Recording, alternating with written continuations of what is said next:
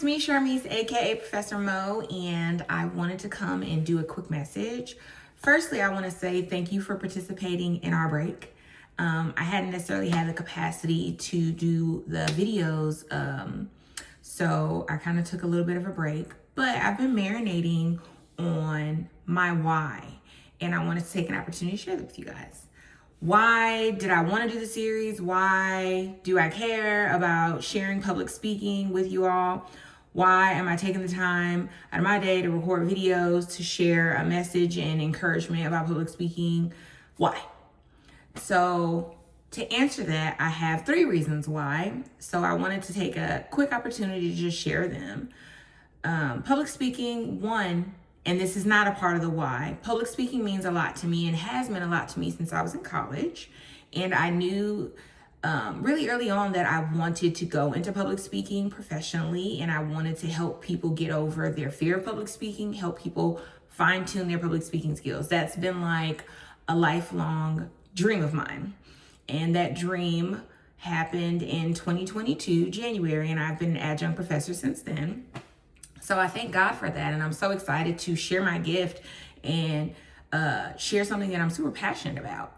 So why do I record my videos? Why did I want to launch a series? The first reason why is representation. And the reason why I say that is because anytime I have a class, I do a lot of resources for them, and I try to give tips and tricks and reference speeches for my students. And in scouring YouTube for said resources, I was teaching at schools that were heavily Black and Latino, Asian, and a lot of the videos, unfortunately, didn't show people that look like my students, let alone myself. So one of the radio stations that I listen to is the Christian radio station, and they always talk about good people and good news, and they're like, the world is full of good people, and if you can't find one, be one. So I'm using that reference specifically because I didn't necessarily see a myriad of resources. I was like, I can be one. So that is the first reason. Now that you kind of like understand my premise, the second reason why I really wanted to do these videos is because I saw a shift. Well, a noticeable shift in how people develop like that fear or anxiety in public speaking.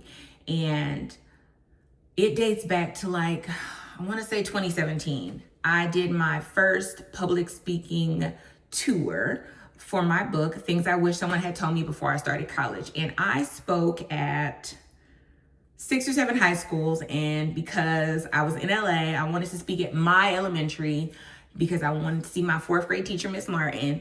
And I actually had the opportunity to also speak at the elementary.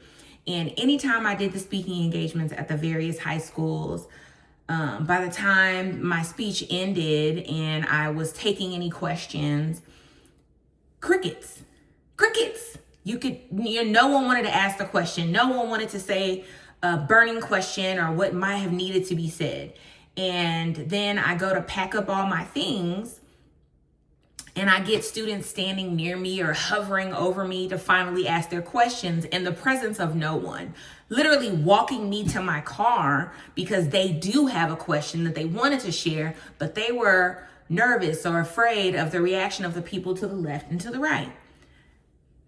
Then I go to my elementary school. I'm talking to 3rd to 5th graders, honey.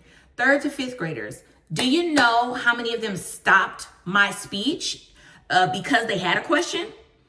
Then when I asked, what are the questions? Honey, everybody had a question.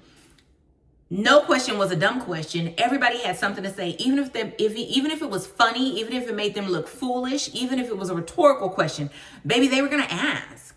And then something clicked in me, and I was like, wow, these kids are not jaded by society. They're not made to feel embarrassed or ashamed of their opinion or their questions. And then that's 3rd to 5th graders. And I don't know if the shift happens in middle school or high school, but at some point, people become more and more aware of the people to the left of them and to the right of them and those opinions. And we are human beings. Those opinions matter. They definitely matter. So I understand that. But once I went into teaching and I could see, people didn't even want to speak in front of their peers.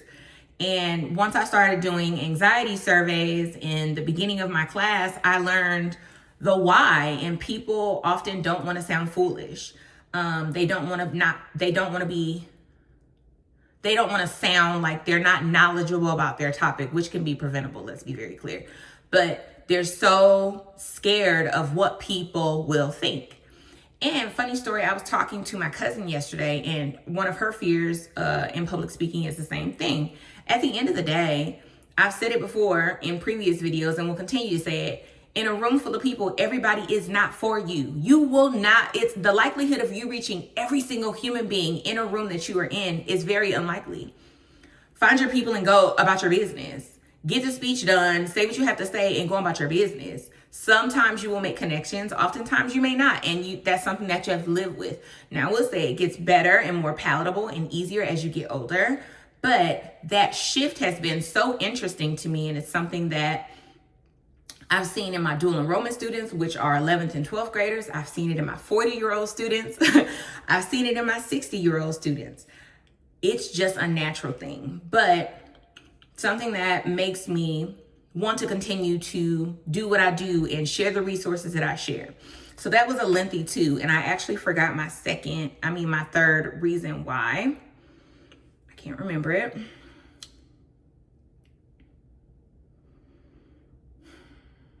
I'm sad because I did all that talking and I can't remember my third one. Oh, social comparison. Okay, so a lot of times when it comes to public speaking or just, life in general, comparison is the thief of joy. Comparison will have you downing yourself, especially in the times of like social media. But a lot of times I get students who are sad because they don't speak like a certain person.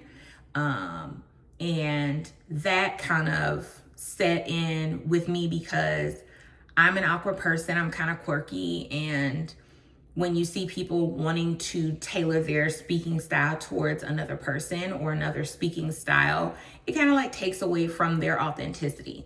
So in knowing that I'm kind of a weirdie, it makes me want to help other weird girls and boys and persons figure out how to lean into that and reach the masses, whatever that looks like. But the comparison is what really sat with me as I had conversations with people and read different emails about, well, I can't do this, or I can't be like this, or, I can't do that.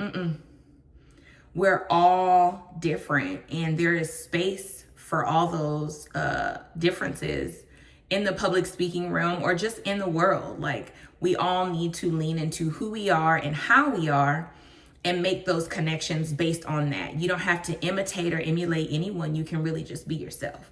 So those are my reasons why. I absolutely love public speaking. I really enjoy, I don't forgot my first point. I think I have brain fog. I'm not sure. But the noticeable shift has stuck with me for quite some time. And the social comparison bothers me deeply, especially when you talk to young people who don't even necessarily know who they are yet. It's super important to just help them be comfortable with who they are and lean into that, whatever that looks like. Quirks make us unique, and leaning into those unique styles help you reach the people that are less likely to be reached. If you tailor a speech specifically for one set of people, the most popular people, the most normalized people, you're not going to reach everybody. So I think it's important to share and teach and create and provide space for everybody. And that's what I hope to do in any series that I do, in any classroom that I walk into. I definitely try to curate that kind of space and make it known that that's the only kind of space I'm going to tolerate too. It's fun to do that. So yeah, those are my whys. I definitely forgot my first one, but I plan to finish the series and to provide the rest of the lessons. If I'm not able to do it today. I definitely will be doing it next week and the following weeks. Yeah, but I just wanted to come on and share my why to the best of my ability, because my mind is forgetful these days. But that's for another day and another series, honey. So if you haven't had an opportunity to watch the lessons so far, please go back and watch them. Please share with a friend who's interested in public speaking, especially if they could use, I know my first point. If they could use some tips and tricks or some representation. So, in summary, today we discussed the whys of why I wanted to launch my series and why I wanted to be a resource to anyone who's interested in public speaking. The first thing that we discussed is representation. As a woman and as a person of color, it's important to me to have that visibility, especially because this is a profession that I chose and it's the gift that God gave me. So representation matters. See me. Secondly, we discussed just the shift that happens naturally and how some fear of people's opinion can impact if you are interested in or if you're more anxious in public speaking. Just that innate fear of people's opinion or people's reception of you. And lastly, we discussed, I forgot my third point. Social comparison. Social comparison. Comparison is the thief of joy. And I've seen that snatch people's joy about a particular topic that they want to speak about.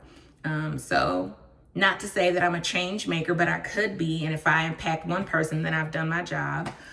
So yeah, those are my whys, and I will continue to do so as long as God allows me to. So tap into the series and keep out for the next set of videos. Thank you guys for watching and participating, and I will see you soon.